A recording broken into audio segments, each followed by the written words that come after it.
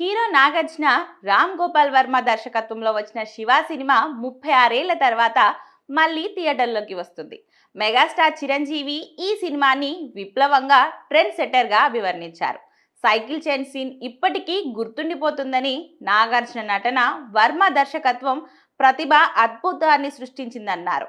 ఈ కల్ట్ సినిమాను నేటి యువతరం చూడాలని, తెలుగు సినిమా గొప్పతనాన్ని తెలుసుకోవాలని చిరు ఆకాంక్షించారు. సినిమాలలో ట్రెండ్ సెట్ చేసిన ఈ సినిమా ఎన్నో సంచలనాలకు కేంద్ర బిందువుగా మారింది.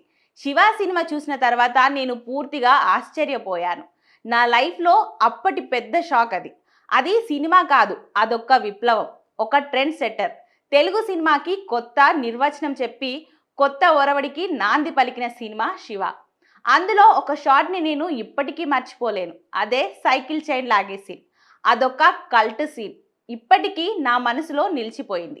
నాగార్జున తన నటనలోని తీవ్రత, ఆ చూపుల్లోని తీక్షణత, ఆ కంపోజ్ నటనలో ఉన్న శక్తి నిజంగా ఫెంటాస్టిక్.